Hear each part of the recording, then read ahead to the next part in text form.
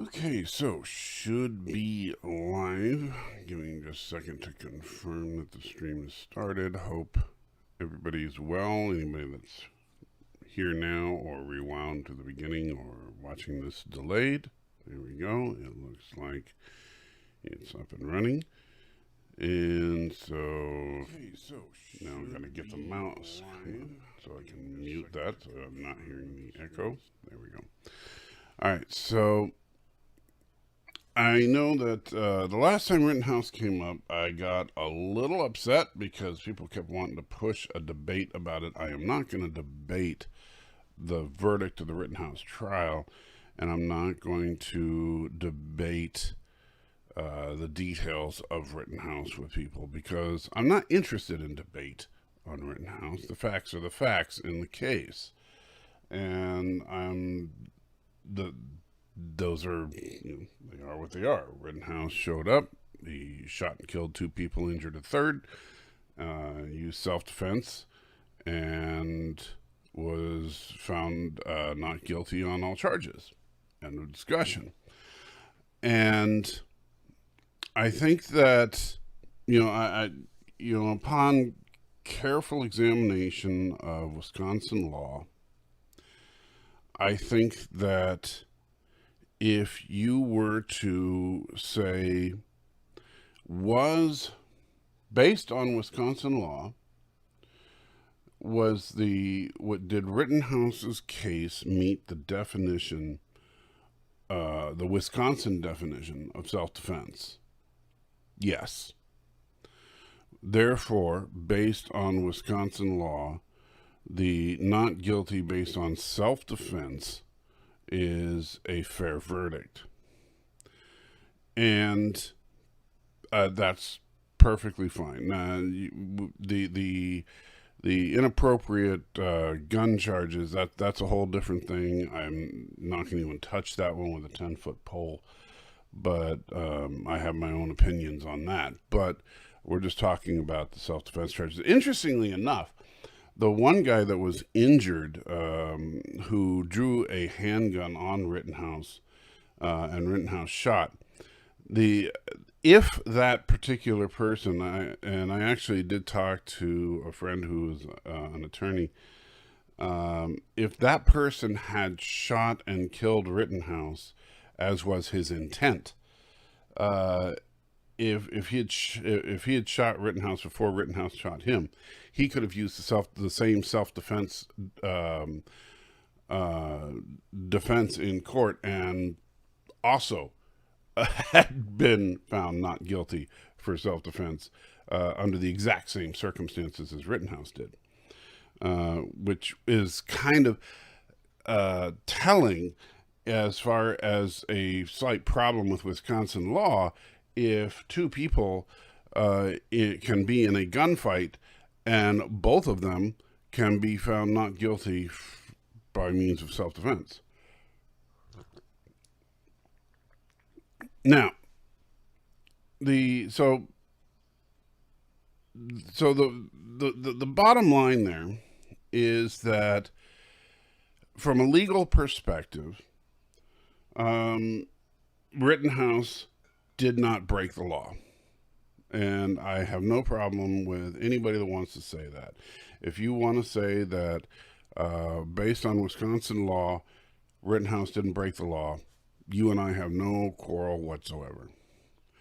Here's where I have a problem, and why I'm bringing it up on the church live stream specifically. My problem with Rittenhouse is not a legal one. My problem with Rittenhouse is a moral one. My problem here is that people, and again, this as a Christian specifically, and as people who I know who are Christians that are doing this, who are cheering him on as some kind of hero. People that think that it's a good idea, and I'm not talking about, and you're right, Stanley, that it did almost seem like a duel, and I'm not, and I'm not defending the guy with the handgun either, by the way. I'm not saying that he did the right thing. I just think it's kind of funny. And I'm not defending the people that were, at the protests that were doing anything other than protesting. There were people that were protesting, and there were people that were doing things beyond protesting. And the people that were doing anything beyond protesting, I think, should meet the full extent of the law. And that's what I've always said. If somebody's breaking the law, then, they should be arrested, tried, and convicted. If they're not breaking the law, then we should leave them alone. Regardless of whether they're Black Lives Matter or any other group. But what I don't support is suggesting that it's a great thing and somebody is a hero for fantasizing about killing somebody committing a crime, which Rittenhouse did do. It was inadmissible as evidence in court, but it is something that he did. And exactly, BK, I agree with that statement completely. He didn't break the law, but he what he did was not morally correct. And that's my point. If you saw the video of him with the CVS pharmacy video, he was fantasizing about wanting to kill perpetrators of crime. And so what did he do? He goes to where he believes he'll find people perpetrating crime with a loaded semi-automatic rifle. And amazingly, he manages to kill 2 people and injure a third. And so, fantasy fulfilled. And, that may sound harsh and cruel and mean, but that's exactly what happened. And people are cheering him on as a hero. He's being offered jobs by politicians because of what a great guy he is for killing 2 people.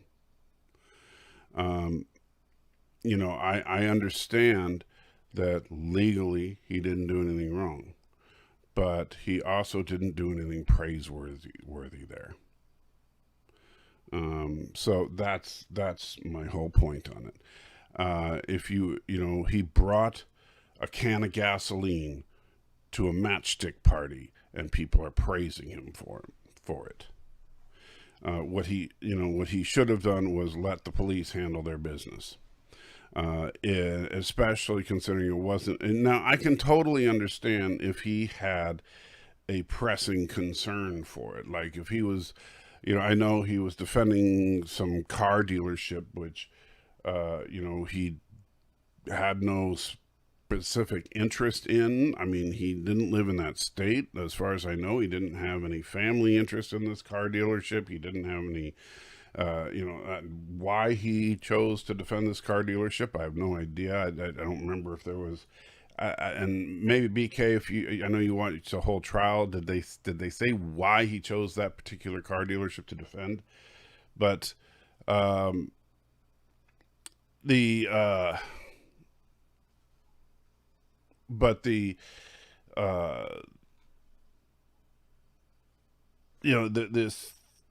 if you were defending your home, if you were, or something like that, I could totally understand. Advice must flow. And God, thank you so God, much. $3. Kyle Rittenhouse deserves all the love and support he is due. Praise be to him. Kyle Rittenhouse does deserve love, but he does not deserve praise. So I will say that. And so there is a difference. So thank you for the $3, God, but praise be to him, I will not say. I do think he had family in the area, but his family didn't own that car dealership. I mean, if he was defending his family's home, I could buy that. Like, if and that's the difference. Like, okay, if he had family in the area, and he went to his family's home with that, what was, I don't know if it was an AR-15 or what, that's what it looked like, but if and so he went to his family's home with that AR-15 to defend his family's home. I would have, and he didn't leave his family's property. I would have no problem with that whatsoever. But from my understanding, and from at least from the and again, I didn't watch 100% of the trial, but um, and but and it's interesting, Bird, because I'm hearing conflicting reports as far as because there was testimony that he was not asked by the dealership to defend the dealership. He might have been asked by friends to defend the dealership, but apparently he was not asked by the dealership to defend the dealership. And yeah, BK, agree with what you just said, which I already said. But was he wearing hockey pads? I'm not wearing hockey pads. But again, the logistics of it aside, you know what? I honestly, it's still, I don't believe that, that he had any business being there, and if there was going to be a protest in Murfreesboro, the last thing I'm going to do is call up and have a minor child relative of mine cross state lines and come here with an AR-15 to defend my business. That's stupid in and of itself. That's stupid on a whole other level.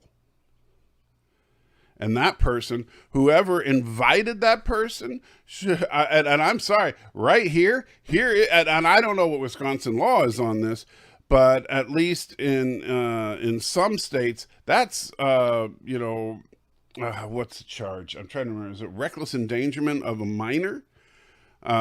You're actually inviting a minor to bring an AR-15 to a protest rally?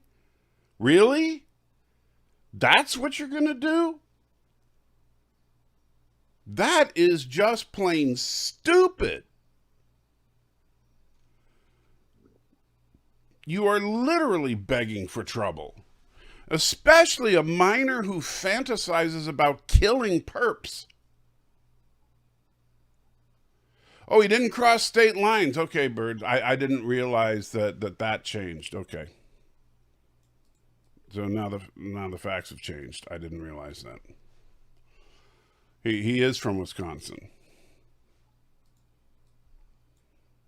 They changed that.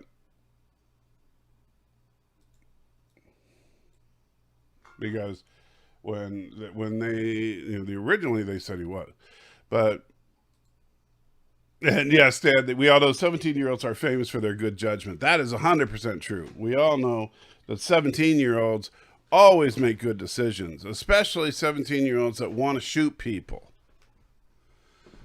And I'm sorry, Bird, but you know what? Regardless of whether he crossed state lines or not, if there is if you have a 17-year-old in your family who whose basically number one fantasy is to shoot somebody while committing a crime, I don't think the smartest thing to do is to give them an AR-15 and say, hey, do me a favor and defend my car dealership during a protest. Do you really think that's a good idea?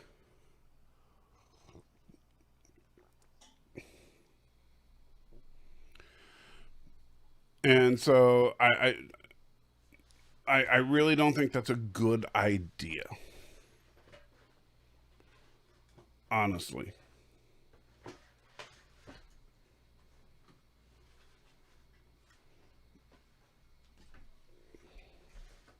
Fact check false on what? On that he and on the state lines or on the check out the okay, tell you what, Bird. That's fine. You check out the video on the CVS pharmacy. I've seen the video. Have you seen the video on the CVS pharmacy? Check that bad boy out. The one that was not admitted as evidence because of the fact that you can't use.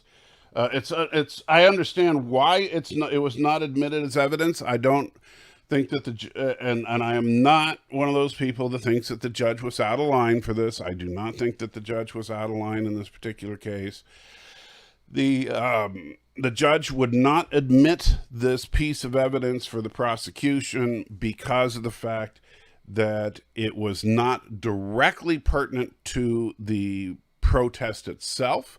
You cannot admit into evidence something that involves the defendant from prior to the event itself. You can only show evidence that involves the defendant from the event, right?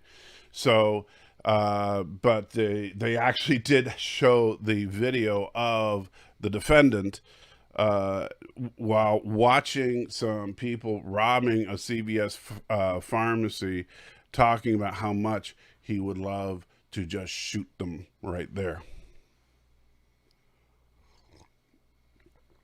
It's just a lovely video. And then, of course, he got his wish a few weeks later. Now you say he crossed state lines unarmed. I didn't say he was armed when he crossed state lines. Bird, you're putting words in my mouth. I said he crossed state lines. I didn't say he crossed state lines armed. I didn't. Jesus, Bird, listen to me.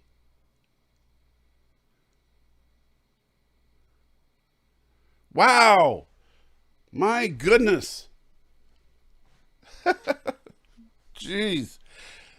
Stop Bird, all I said is that he crossed state lines. That's all I said. I didn't say he crossed. Wow. Anyway. You know what, Bird, if you're not going to listen to me, stop putting all caps like I'm lying to you. I said I wouldn't bring somebody in from another state to defend my play and give him an AR-15. How could I wouldn't give him an AR-15 in another state and then have him cross state lines? How much sense does that make? Jeez. Kept a building from possibly burning a building. Rittenhouse lived across state line in Antioch, mother lived in Kenosha. Anyway, again, I'm not arguing that you're acting like I'm attacking the verdict. I'm not attacking the verdict. Not guilty, I'm fine with. Do you not understand that, Bird?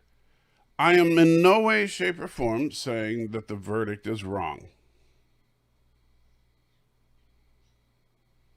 So I don't give a crap about the state line. I don't give a crap about the not guilty verdict. I'm not attacking the not guilty verdict. All I'm saying is that what he did was morally wrong, morally reprehensible. Because you have a kid who is fantasizing about killing people, who went into a situation with a loaded weapon, knowing he was going to probably kill some people, and he killed some people. And then everybody's parading around like he's some kind of hero. I don't mind if people want to say, yeah, he didn't break the law, because he didn't break the law. But you want to sit there and act like he's some kind of hero, you are wrong. He is not a hero. He was a vigilante at best.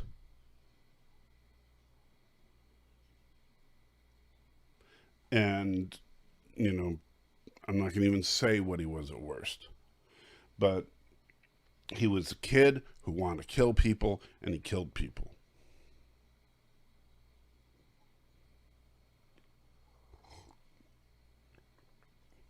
And you know what? I I believe that the families of those people, you know, their lives are forever ruined. The two that died were unarmed.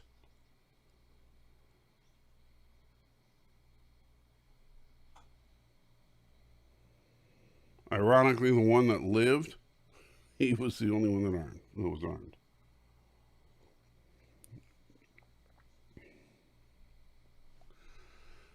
So that's just wrong. Eastland says, I disagree. I have to protect things. Growing up on a farm, I have killed four-legged varmints I could not run off with noise. I'm not sure what's that got to do with anything. Because people are not varmints.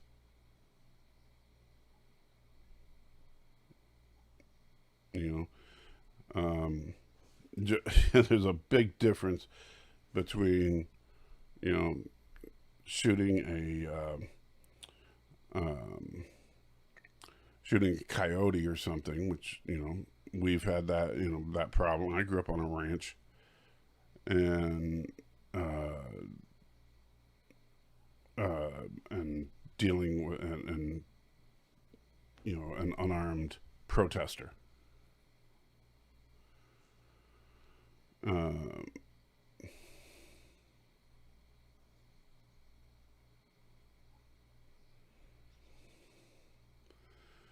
Oh, he clearly says they appear to be armed. Yeah, he does. Too bad he didn't say that before he shot the two people at the protest.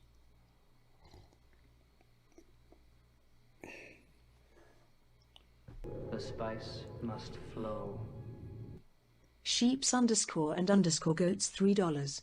Lead into the gospel of cheeses. Hey, how you doing, Yosef?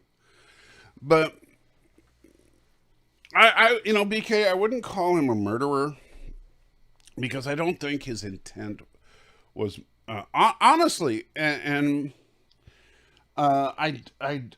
don't think his intent was malicious. I think that he believed he was doing the right thing.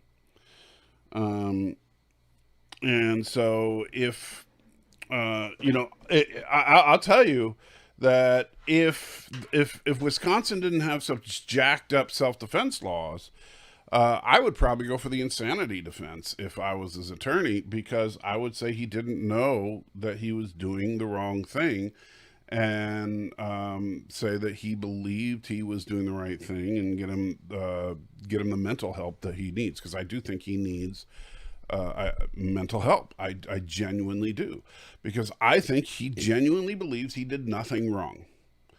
And the sad thing is that I believe that there are millions of people in this country that genuinely believe he did nothing wrong. I think that there are people that think that what he did was perfectly justifiable. And there are two people. Now, the guy that was armed, I will grant you, and that in that particular case, that was, you know, that one was a genuine self-defense shoot, because his intent was to shoot Kyle. Now, that was a tricky one, though, because the reason he was going to shoot Kyle was because Kyle was shooting up the crowd. You know, so his attempted shooting of Kyle was also in self-defense. You know, and so I could see, you know, like if I were sitting on the jury, like if that guy with the handgun had successfully shot Kyle, and his plea was self-defense, it would be hard not to take that seriously, because Kyle was clearly shooting the crowd. And it, you know, watching that video, it did seem that Kyle was kind of irrational. You know, he was running through the crowd kind of in a panic, and it seemed like Kyle had lost his bearings, and honestly, I think that's what happens when you put a teenager in a series like this. in a situation like this. He was in a panic. He was absolutely terrorized. He didn't know what he was doing, and so the and I didn't say he intended to shoot up the crowd, but that's what happened. 3 people, Bird, 2 dead, 1 permanently injured.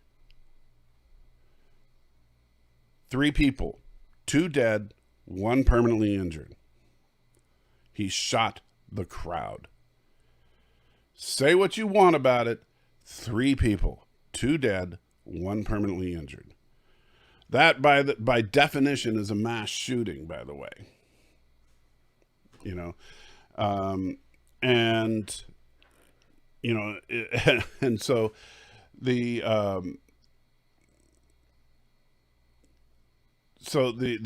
and I'm sorry, but you're running around in a protest rally brandishing a weapon like that, and you can say what you want, but the problem is that people were trying to disarm him because they thought he was being the aggressor, and he was not. And if his job was to furnish medical aid and defend a position, then he shouldn't have been running around in the crowd, which is what happened. I understand that was his intent. I understand what his initial intent was, but this is what happens when you take and the skateboard, and I get it. The skateboard guy, man, and again, that was them trying to take Kyle out of the scenario because that was after the shooting had started. But yeah, they were trying to take him out, and of course they were going for Kyle's gun. You know what? If I saw some kid shoot, if I was in a protest and on the ground in a situation like this, and you see some person in the middle of the crowd shooting people, yes, you try to get that gun out of that kid's hands. Because, yes, it looks like he's shooting the crowd. And so,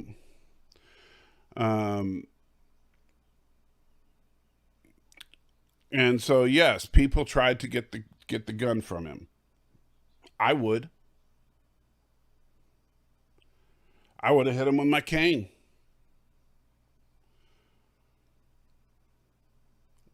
Which, by the way, is part of the reason that I have the cane that I do. I don't have it with me. I can't show you. But I will tell you that I hit you with my cane and you will go down. Even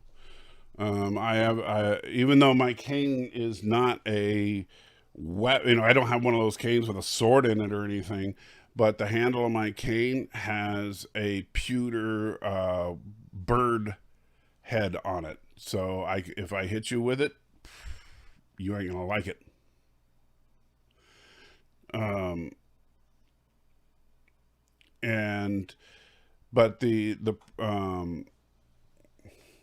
But yeah, you put a kid into a situation like that, and it is just begging for trouble. And trouble happened. That's the problem. And we got exactly what you would expect in a situation like that. You have an unsupervised minor who fantasized about killing people, and yes, of course, and Bird, yeah, he said that he thought that those people were armed. His fantasy was, if he went to Fantasy Island here, let's talk about that for a second. If he went to Fantasy Island based on that CVS video, his fantasy was to catch criminals in the act and shoot them dead.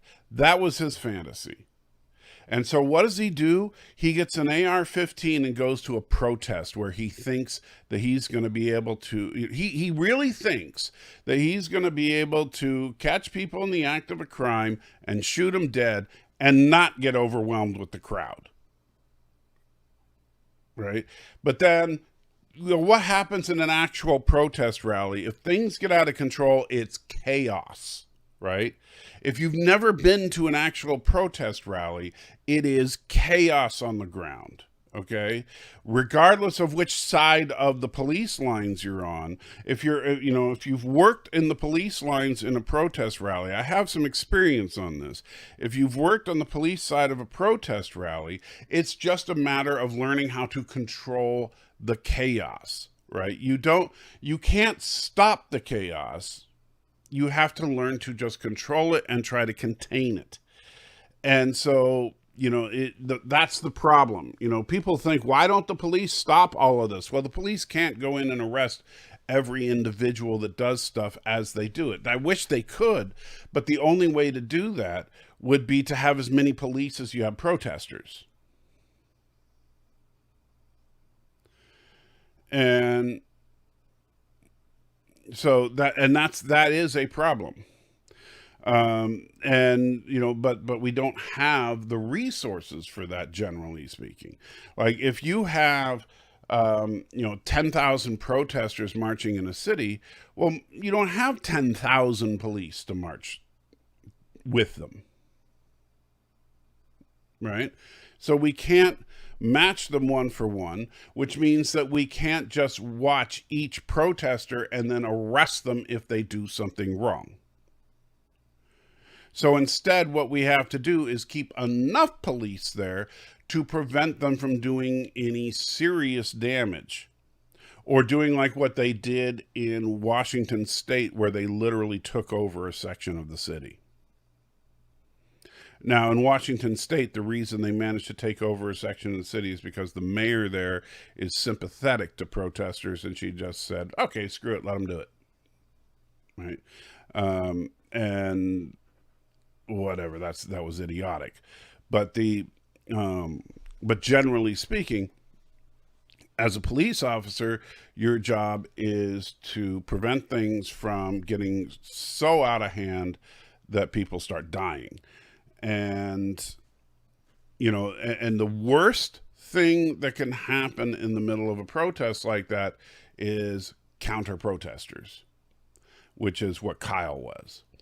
Kyle Rittenhouse. The counter protesters, people like that, people who are armed and want to stop the protesters, who have no training in this kind of thing, and are sitting there with deadly force, and think that somehow the crowd is going to respect that weapon.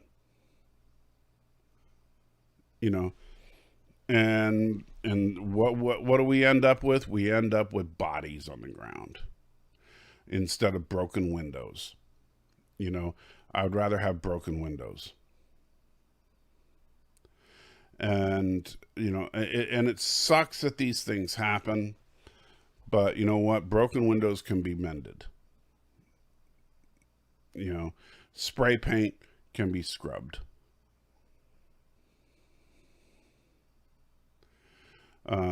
But yeah, holding a hammer, everything looks like a nail. That's 100% true. And holding a gun, everything looks like a target. And unfortunately, that's what happened.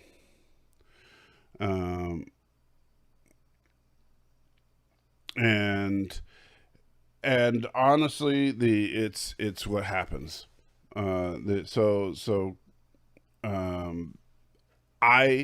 I understand, and I am not, and again, to people who are defenders of Kyle Rittenhouse, I am not suggesting that the verdict was incorrect.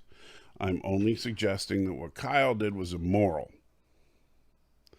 I'm not suggesting that what he did was illegal. And I'm hoping that you'll see the difference between the two. And I do, and looking at it from a Christian perspective, look, if people want to, the idea of protest is something we need to respect in this country. And I understand that, the Black Lives Matter movement has been somewhat controversial. But you know, and Lord M, I know that comment was meant in jest, but yeah, we can't, you know, we don't want to be like the Chinese government, where with the Tiananmen Square massacre. Is that what we want to be? Is that seriously what we want to become? Um, so I understand protesters are annoying and they can even be damaging sometimes. But you know what? We tolerate them, and we don't and we tolerate them on both sides of the political aisle. And yes, if protests turn to riots, that's when we move in. That's when we start firing the tear gas. That's when we start, uh, you sending the police into the protest to break them up, and that's perfectly acceptable. And you know what? Nobody likes that, but that's what the police get paid overtime for. And you know what? That's why the police are heroes. That's why we need to respect the blue line, and that's another that's another part of this whole. And yes, Professor, BLM somewhat controversial. Here's the problem with BLM, as far as I think that a lot of people misunderstand BLM. A lot of people also, because quite frankly, I think I get so sick of some of the left and the right and their conversations on things like BLM and and some of the topics around BLM, because you have on the political right, most of what I hear is that everybody involved with BLM is a bunch of thugs. That everybody that goes to these riots, or these protests, are just rioters. That they're all just there to destroy things, to break windows and take TVs and whatever. And the facts are that, honestly, that that there are a lot of people that are involved in the Black Lives Matter movement that are not crazy people, that are not people that want to destroy things, that are not thugs, that are not looters, that are not rioters, that genuinely care about black people in this country and want to improve the situation for black people in this country, and have been fighting for that for years, and in some cases decades. People like my late mother-in-law fought for black people's rights her entire life, and she never once broke a window and stole a TV set. And she participated in plenty of protests. Right. She she was BLM before BLM was a thing. And so I get so sick and tired of people talking about how horrible BLM is without knowing who BLM is. They see the riots on TV and they think that's all BLM is. So yeah, I'm sick and tired of people constantly thinking that's all BLM is.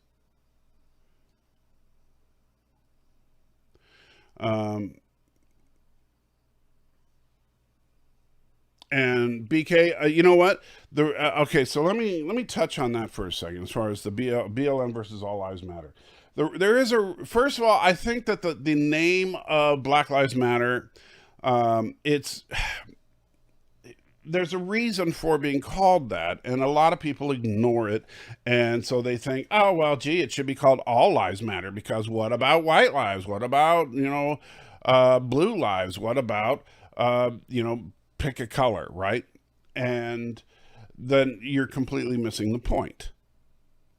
The reason it's called Black Lives Matter is because of the fact that in the inner city, black lives don't matter.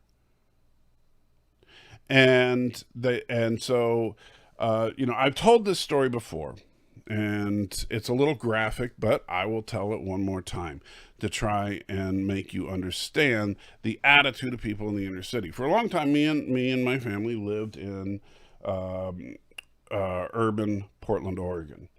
And a few years before we moved to Tennessee, there was a shooting right across the street from our apartment. Literally right across the street. And it wasn't, best as we could tell, there was no motive. It was just completely random. So there was a kid. We didn't know the kid we just knew who the kid was because he was always working on his car in front of his apartment. He was, from what we knew of him, he was a good kid. He did, had a job and all that, but he had a little car he was always fixing up. And one day, somebody drove by and just shot him. And so, it could have been anybody. Somebody was just getting a thrill and shot him as they drove by. And so, and we heard the gunshot. And as I came out, his friend was already on the phone with 911 when we came out. I yelled and confirmed that he had already called 911. And so the police showed up, and I was standing there on my front porch when the police showed up. And their response time was pretty good. And when the police showed up, he drew his weapon on the friend who was on the phone with 911. And the friend was yelling, "Don't shoot me. I'm on the phone with 911. And I'm yelling at the officer, "Dude, he's the guy's best friend. The shooter took off in a car that way." Right? And the police officer is yelling at this kid to get on the ground. Meanwhile, I'm yelling at the cop, and the police officer is not saying anything to me. He's yelling at this kid because he's black. And I'm being abusive to the cop verbally, and he's not saying anything to me. He's being perfectly nice to me. And so, and meanwhile, the kid is bleeding out on the ground, and the guy and the other kid who's complying, he's lying on the ground, but he's sitting there begging him to help his friend. And the officer's still pointing his weapon at the other kid and walking over and looking at the kid there's a pool of blood at this point around him. And I'm yelling, "Hey, what are you going to do?" And then a few minutes later, the ambulance shows up. The ambulance driver the EMT casually gets out of the ambulance and walks over and talks to the cop for a minute. They both look at the kid bleeding out on the ground. The ambulance driver walks over, talks for a minute on the radio, finally gets his partner. They stroll on over, and they're taking their time with this stuff. There's no sense of urgency whatsoever, and the kid bleeds out and dies. So yeah, Black lives don't matter in the inner city. And so that's why it's called Black Lives Matter. So I understand people want to bitch and moan about it should be all lives matter. Well, all lives should matter. But right now, some lives don't. And so, you know what? Black people want to make sure that people understand Black lives need to matter too. So I'm sorry that it hurts your feels that they call it Black Lives Matter, but it's going to be called Black Lives Matter because right now black people don't matter in the inner city, and they need to. That's why it's called that. And I understand that and I'm sorry if I put it a little rough there, but that's what it is. It's the fact that right now in the inner city, the emergency services, they don't give a crap about black people. So that's all. Let's see. Black Lives Matter isn't just rioters, is also Marxists who have multiple $1 million homes. I understand that there are people like that, Bird, but that just because, you know what, you could say that about any organization. What about the union bosses that, that have $1 million homes. Does that mean all unions are bad? How about, what, there are bad people in every organization.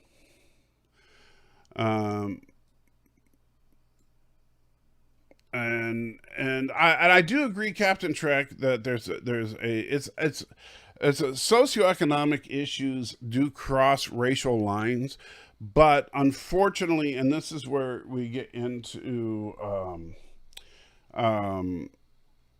the what's it called? Oh gosh, I can't even remember what the theory that everybody gets all worked up about, but nobody knows what it is.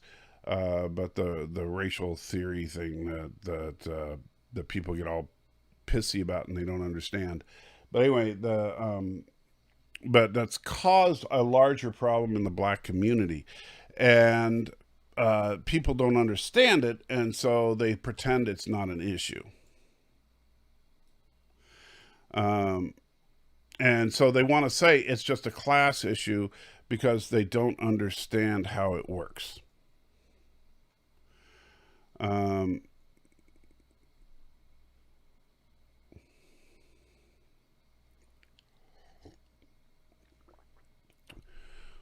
And so, and I understand, Bird, you want to start pointing out black on black killing, like that's why don't you just, what's the point in that?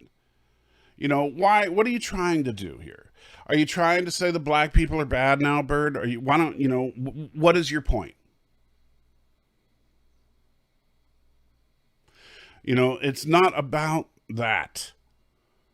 If you hate Black Lives Matter, great. But you know what? That doesn't matter, because that's not defense of Kyle Rittenhouse.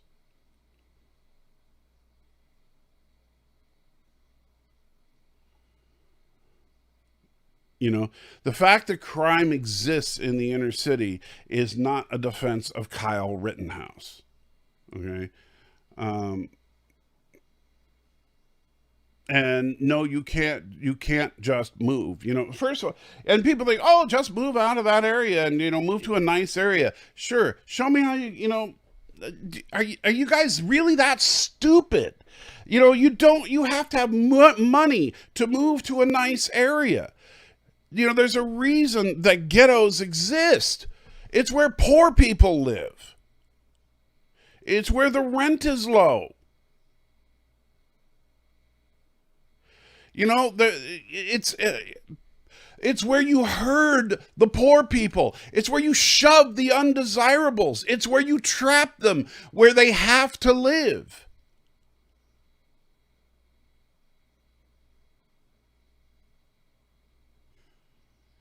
And that's what we do. We take the undesirables and we push them aside and we put them in an area where we don't have to deal with them.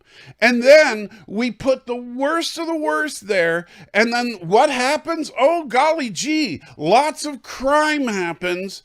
And we're shocked and appalled, and we look at those horrible criminals. Oh no, now they're protesting. They're just a bunch of thugs.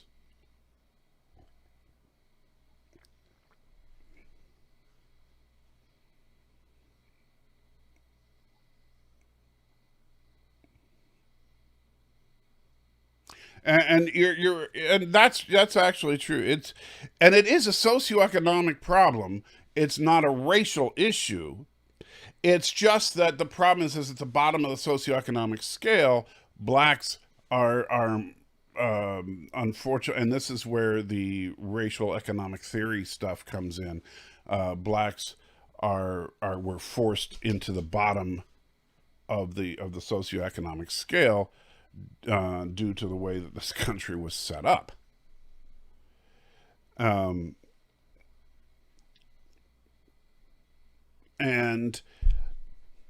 people just want to ignore all that and just say, oh, but it's so easy. Don't you know it's easy for everyone? Just move out of the ghetto. Just move into the hills and get a job as a lawyer. Anybody can do it. Just get straight A's in school and get a scholarship. It's so easy. Everybody has a fair shot. Nobody's holding you down. There's nobody just calling you a thug. There's nobody just saying that you're just here because of equal opportunity laws. There's nobody that just looks down on you, and there's nobody that just pushes you aside. There's nobody holding you back. There's nobody that gives you substandard education. There's nobody that gives you crappy, books and teachers that don't give a crap because they know that they don't expect anything of you. Your schools are just as good as their schools.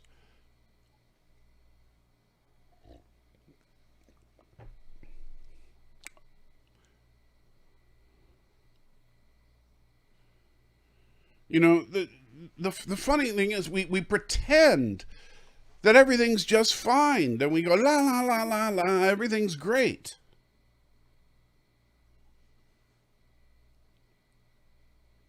Have you ever actually seen the schools that these kids go to? Have you ever compared the numbers? Or do you just say, oh, these black kids, they don't get as good of grades? Have you looked at their schools?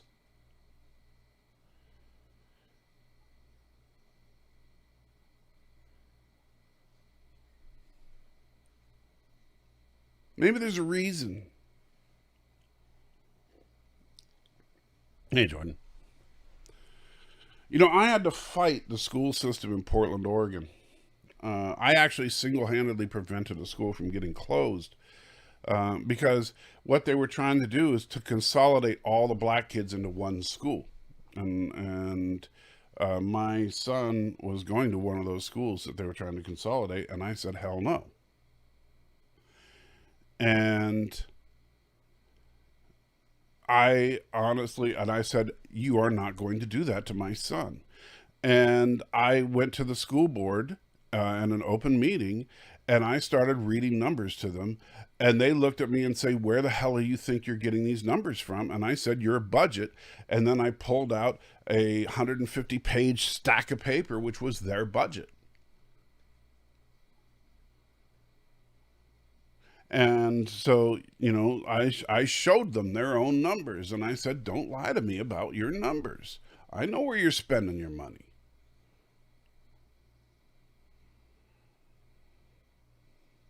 Well, Bert, if you've gone to these schools, then you already know. So stop lying to me about it.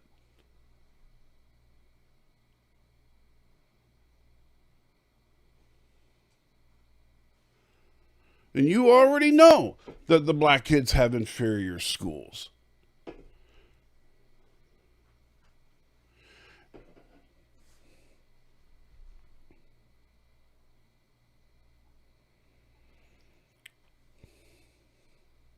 You already know that what? Gosh, I'm sorry, it's bugging me. Somebody remind me, what is that stupid racial theory thing that everybody gets all in a tizzy about? Lately. What's the new hairdo? You look at Will Ferrell from Zero. I just didn't comb my hair this morning. What is it called? Everybody was getting all worried. Oh, they're teaching our kids whatever it is, some stupid race theory in schools. That they're not actually teaching it, but people think they're teaching it. It's driving me crazy. But it's actually something they teach in law school, but people think they're teaching it in like preschool and stuff. But it's critical race theory. Thank you, Jordan. Critical race theory is it's it's a real thing, but yes, but critical race theory is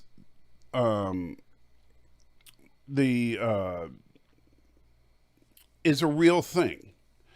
And when you look at critical race theory,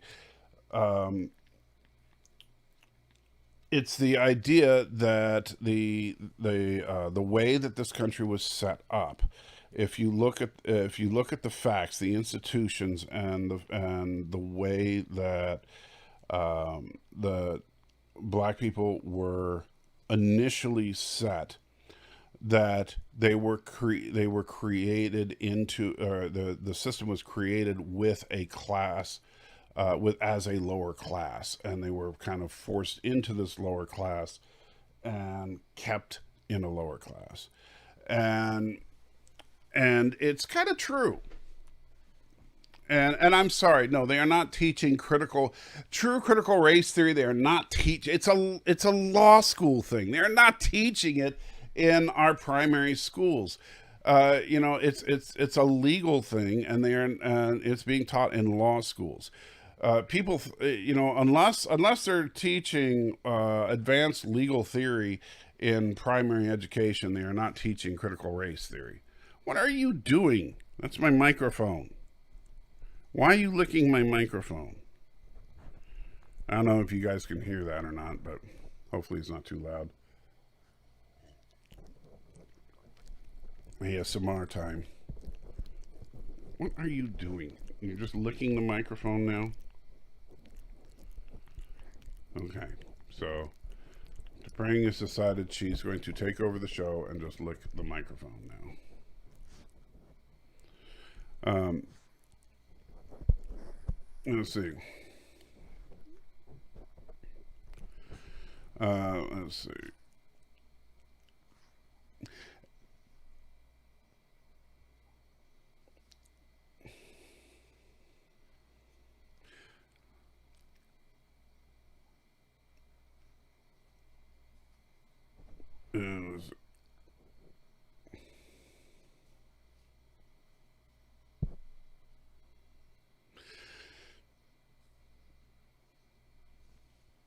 What are you doing, huh?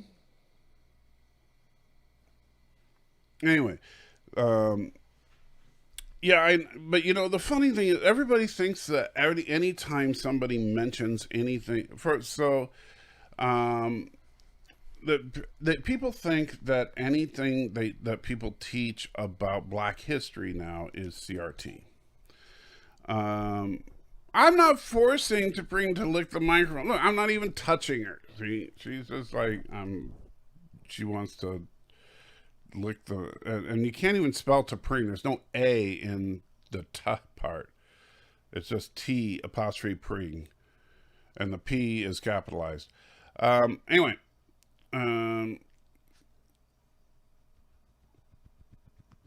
but people think that if you teach people, if you teach people that that there is any kind of systemic racism, that's CRT and therefore bad.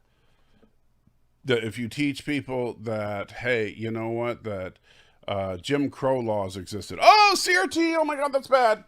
You can't teach. Oh, you're teaching people to hate white people because Jim Crow laws were real. You're teaching people to hate white people because you're teaching them about the Civil Rights Act of 1964. You're teaching people to hate white people because you're teaching them about Martin Luther King. You're teaching people to hate white people because you're teaching them about the Civil War. You know, that the Civil War was about race, among other things. You know, and I'm sorry, but you know, this country has got a horrible record when it comes to race, and in fact, this country has got one of the worst records when it comes to race, compared to other nations, and we've got to own up to it. We really do. And until we own up to that, you know what we're doing now is we're getting more and more polarized about it. And I don't like it. I mean, right now, people are just, we're getting more, right now, kind of like earlier when I was doing it, we were going, la, la, la, la, everything's great, everything's great. Oh no, everything's just fine. You know, nobody's a racist. And at the same time, we're saying, look at all those bad Black people. Oh, look at all that black on black crime. Look how bad those people are. Oh, those people over there are bad, bad, bad, bad, bad. But oh no, I'm not a racist. But everybody's bad. I'm not a racist. Everybody's bad. And so instead, it's just we're becoming more and more and more polarized every day, and so and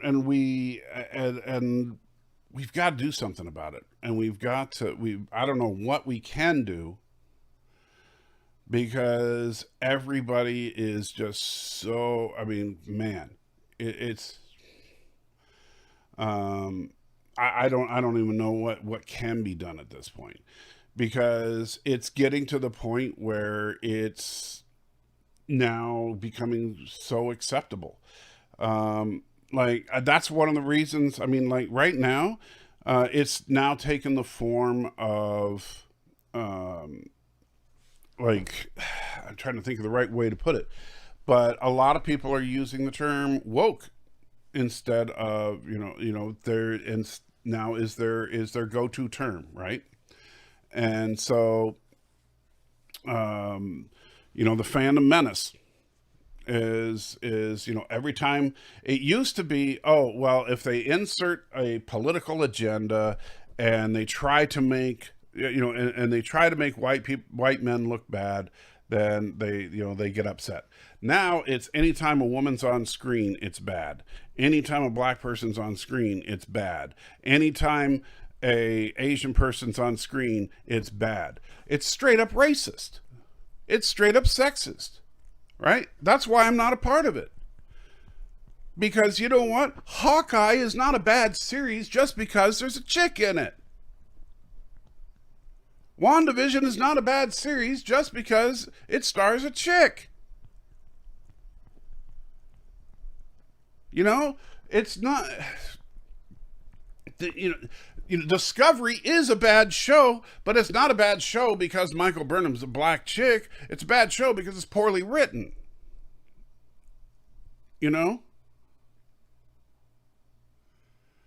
So we need to stop getting worked up for the wrong reasons.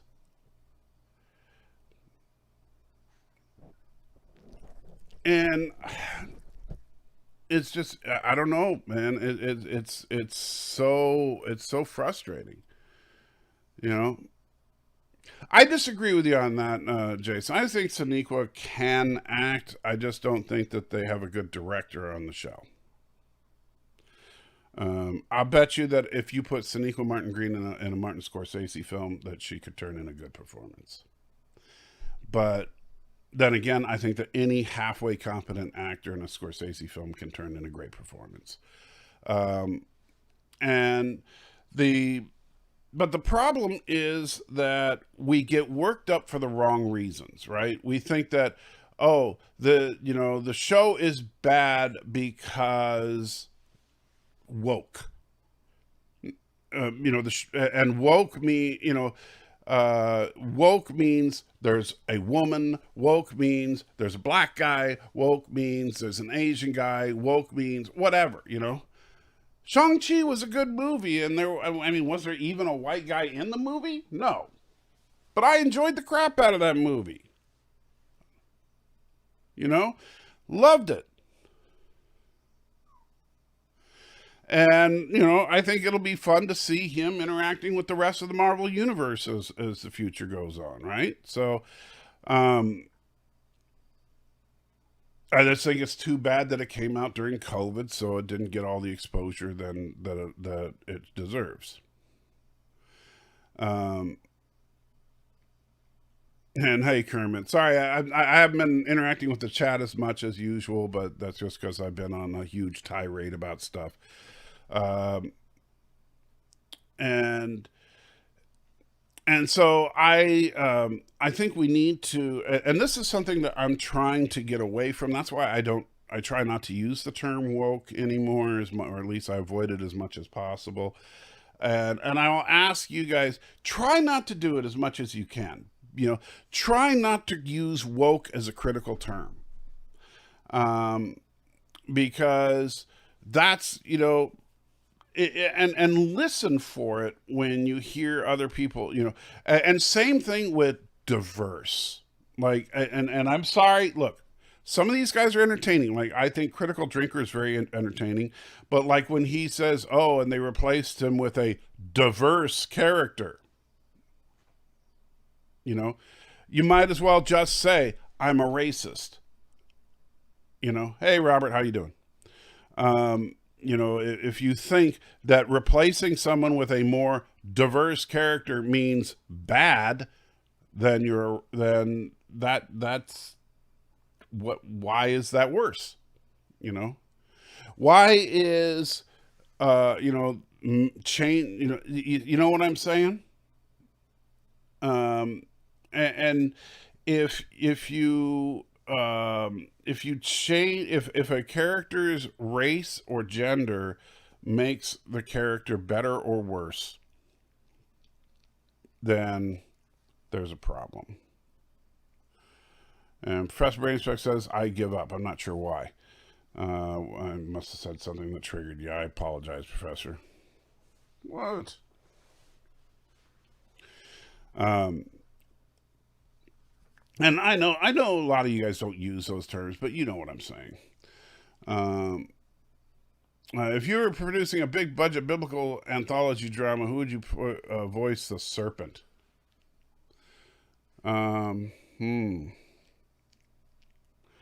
Voicing the serpent, I would go with Benedict Cumberbatch.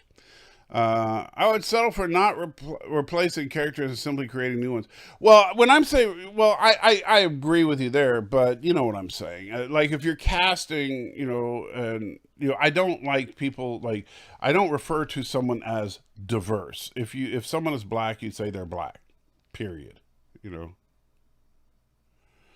and that's, you know, to call someone diverse is, you know, that's just wrong.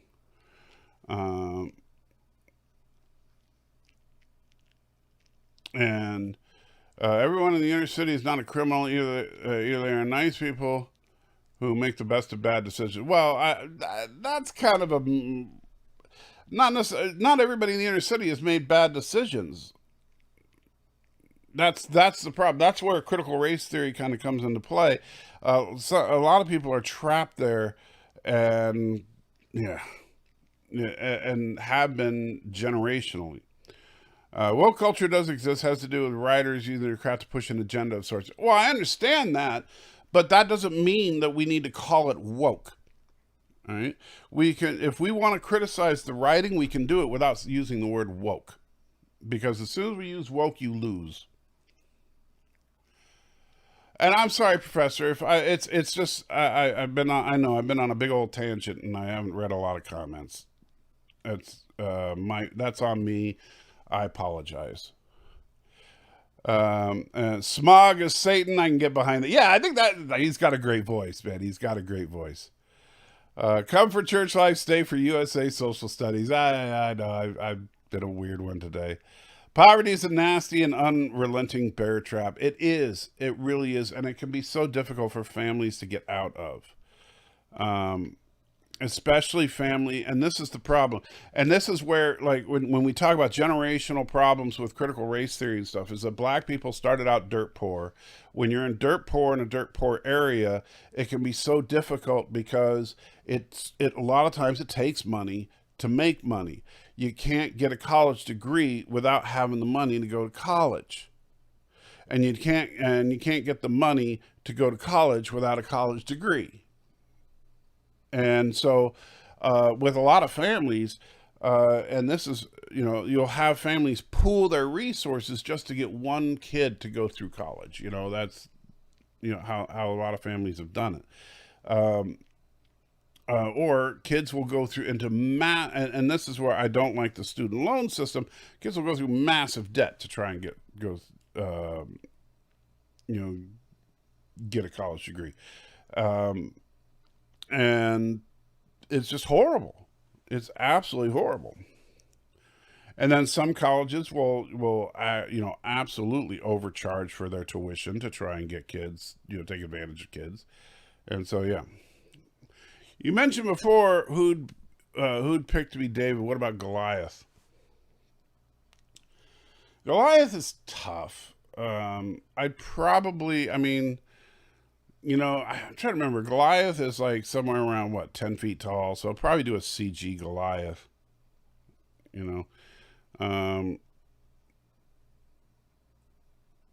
Because he'd probably be about the size of the Hulk.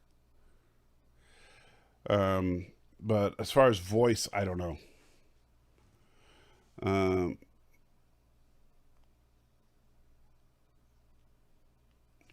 But you gotta. It can be very, very difficult for a family over several generations to pull themselves out of poverty, and that's why where other families, it just that's some of them came over. They were either some of them with homesteading, and then through farming or whatever they made some money and then got ahead. Other families came over as slaves or indentured servants and basically were started low and stayed low, and it just depends on when they came over, where they were, and tried to work up,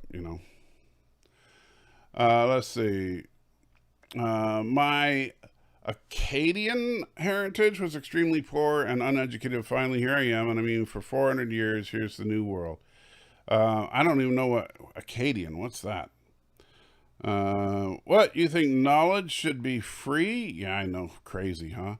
I do think that the college system in this country should be free. I don't have a problem with private colleges, which we do have. I believe. Like Stanford University, I think it's a private college. But I also believe that public universities, such as UC Berkeley, should be free. Or UCLA, let's see. Discovery became an all-female show. All male characters reduced to supporting roles. Yeah. And you see how great it was. Boy, that last episode, everybody on bungee cords. That was the episode before. Where they went in the anomaly and everybody was on bungee cords. Oh, I busted up laughing. We're hitting the anomaly. Boing, boing. It was hilarious. All right, so. Quick, activate the code of silence. Oh, man. Acadian is the French. Settlers are nice with natives here in Maritimes of Canada, and many were chased out, and some ended up in New Orleans. The rest stayed here in Craplands. Okay. Somebody's SJW playing everything is racist. Somebody's SJW playing everything is racist when it's not racist. There was an SJW complaint about McDonald's screwed up the order and gave them an extra burger. Racism. Well, the funny thing is I get so tired. Everybody's an extremist nowadays. It's either everybody's a racist or nothing is racist, right? The truth is there are racist things that happens, there are non-racist things that happens. Why can't we agree on that? Professor Brady's says gravitational waves would not cause the crew to bounce like that. No kid. But you gotta admit that was hilarious. Whoever thought that up was on crack. I think they bet. I think they were sitting there going, what should we do for the anomaly? And someone in the room was like playing with a yo-yo, and they were like, that's it. Acadians were first people in Mesopotamia considered first empire. I did not know that. Nuance is dead, sadly. That is very true. JD says, I think public universities should be abolished. Internet can democratize education with no leftist indoctrination. I think public universities should not be abolished, but I do think that they should be depoliticized. Would you accept Peter Pan's offer to become a lost boy? At this point, probably. Ever since BLM, I only drink chocolate milk. Geez, not even dressed yet, and I got people swinging by to tell me happy dirty 30. Well, good, I guess.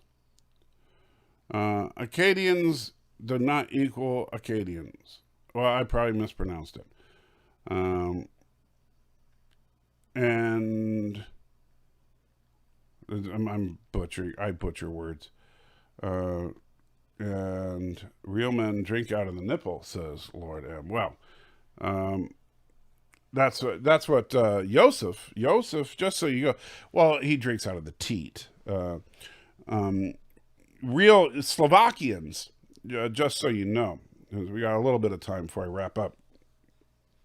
What a Slovakian breakfast is, and this is actually kind of, you want to talk about convenience. This is, and Joseph can confirm this. I know he's still here, but the way the Slovakians have their breakfast is they don't even get out of bed, and in fact, they don't even get up in any way. They're still lying there. So you wake up, your eyes open, and you call your goat and your sheep, because you live in a village and the floor you have is just dirt with hay on it, right?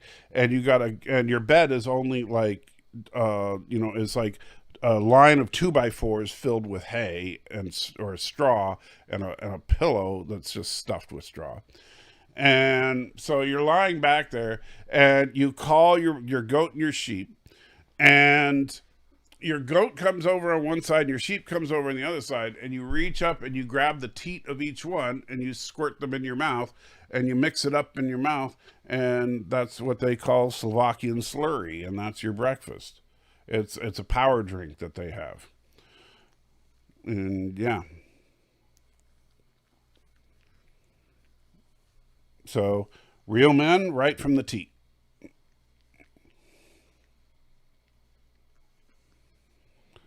So only Slovakians have the guts to do that.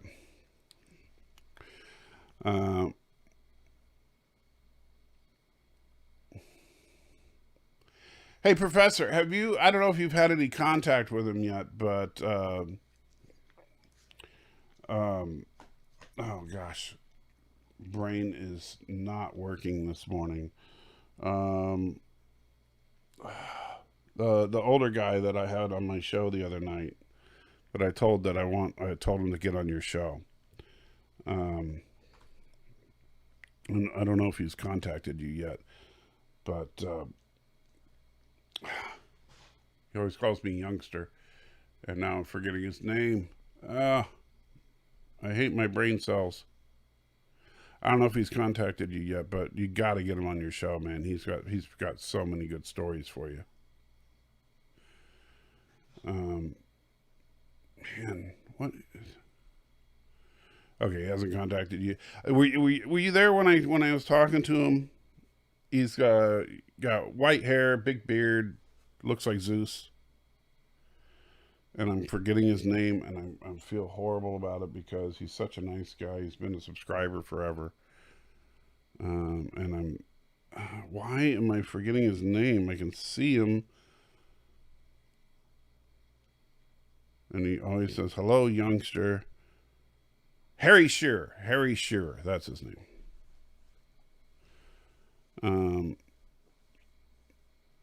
But I don't know why I was forgetting that.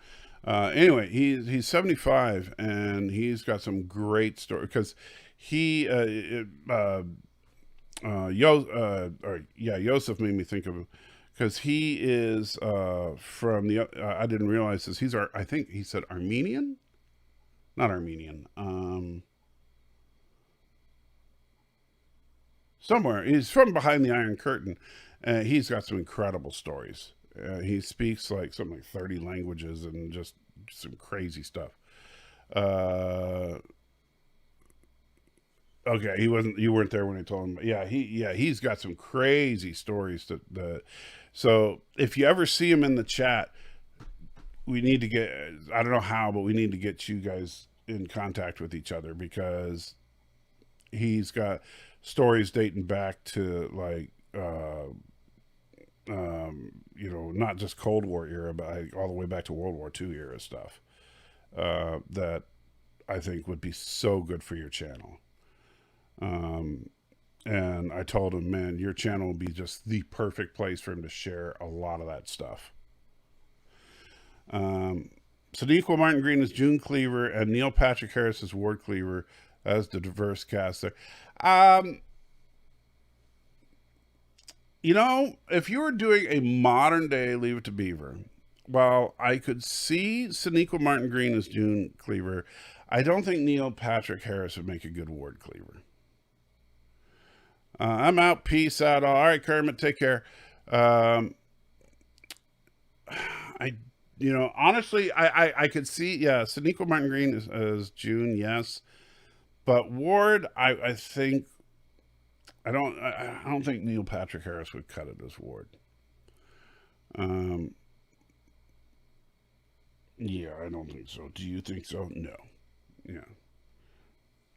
Yeah. Rosario Dawson.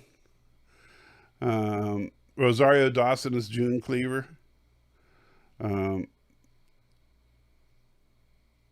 Let's see. Who would make a good Ward Cleaver these days? Man, that's tough. That is a tough one. I don't know.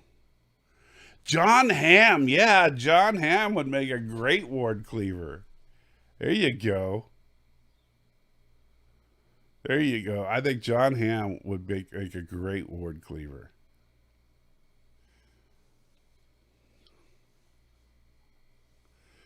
The tricky part would be casting Beaver. Because you'd have to find an unknown, and, just some kid. And that would be the tricky part.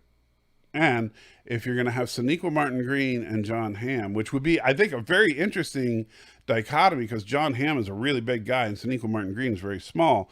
So that would be interesting. But it means that you have to find a biracial kid. Now you could get away with a dark-skinned Hispanic kid could play the part,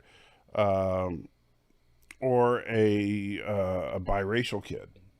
So when you do your casting call, you could do either one, but it kind of limits you. But I think that could be, or you could say that the kid was adopted, but and then you got to find Wally as well. Now, of course, you're going to want Eddie Haskell to be white.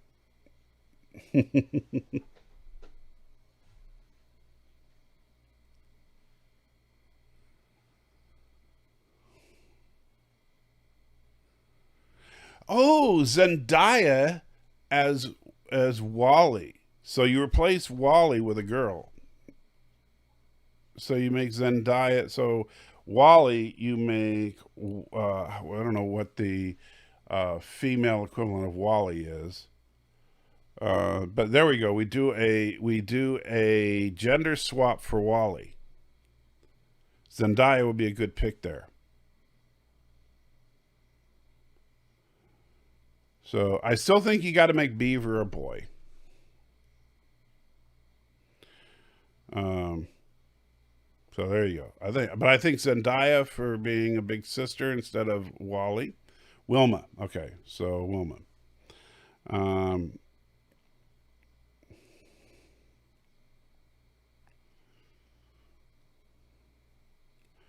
So good call on that. So we got Zendaya as the big sister. We just need we need to find an unknown kid for Beaver, and someone to be a complete jerk for Eddie Haskell, who will have to be a white guy.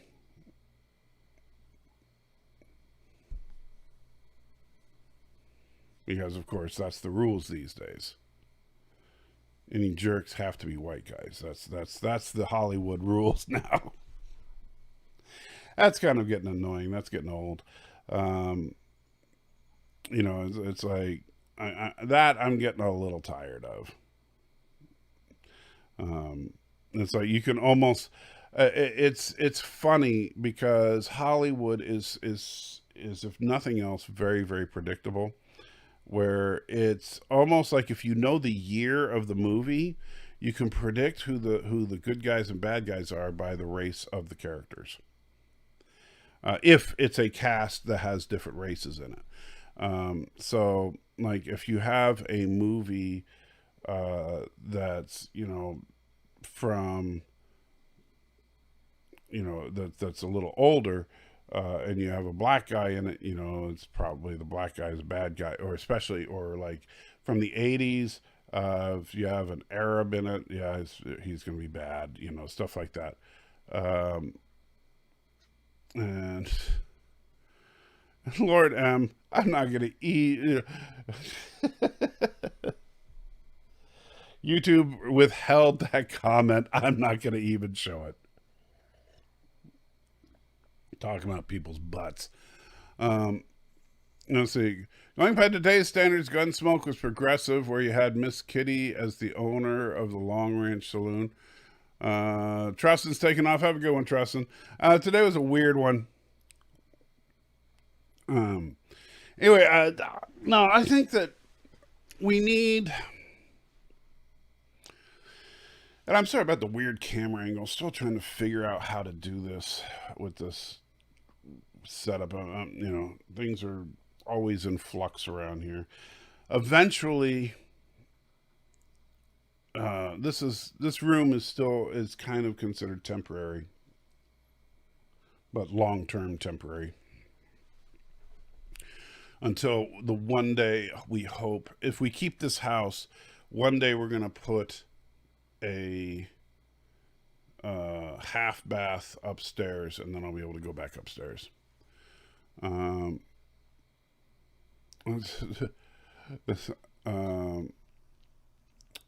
says hypothetical reboot needs more sex appeal. Let's bring Debbie Mazer as a cougar next door neighbor. No, we don't need a no. We're not. Come on, let's Leave It to Beaver. It's a family show.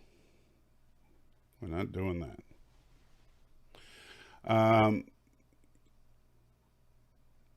What was I going to say? But, oh yeah, so that is a problem. I think that Hollywood has a definitive race problem. And it is a problem that they've had for many years because they don't know how to just be real, you know. Like I said, in the 80s, if there was an Arab character, that Arab character was sneaky and evil, right? If today, the white guy is always bad, right? The white guy is usually, you know, undependable, treacherous, or just evil. Just like religious people are always crazy and stuff. You know, it's Hollywood doesn't know how to just make people truly diverse. And that's kind of interesting because Hollywood is always talking about diversity, but they don't understand diversity. You know, to them, diversity is to make all people of one race the same. Which is interesting because not all white people are the same. Not all black people are the same. You know, they should make every race is, you know, very diverse. Every race is good people, bad people, and, you know, all that. It's all implied with various colorful innuendos like Alice from the Brave. You know what would be, okay, so we should do... So in our Leave It to Beaver reboot, we should have the Cleaver family living next to the Brady family. Somebody mentioned the Brady Bunch. Jason's off to church. All right, buddy, have a good one. Stanley thinks this Leave It to Beaver thing could actually work. All the family and Jeffersons. Okay, and then we could have the Jeffersons living next door. And what was the All in the Family? What was their name? What was the name of that family? Oh gosh. Oh man, I can't believe I'm forgetting his name. Come on, what was the name of the Bunkers? The Bunkers. So we have the Bunkers.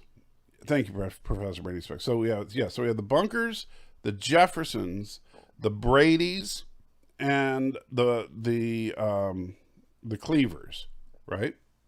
All on a cul-de-sac, and we call the show Block Party.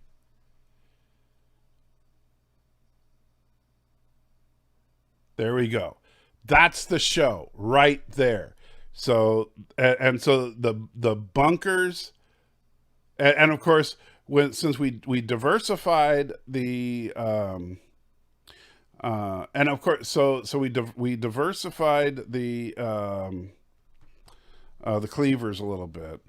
We'll leave the Bradys alone, but the Bradys, and I'll get to the Bradys in a second. We'll leave the Bradys pretty much as they were. No, we're not bringing the Tanners from Alf because we're not bringing in aliens. All right, because I got an idea here for how the show's going to work. The big pitch.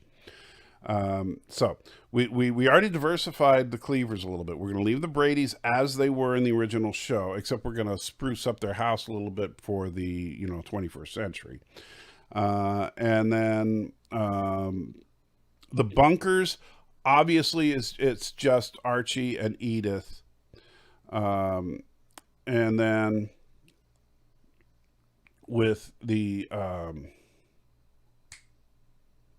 what was the fourth family? Man, see, this is how bad my memory is. Bunkers, Brady's.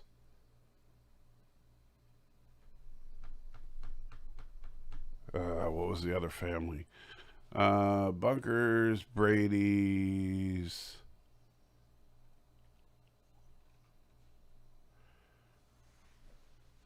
Dang it.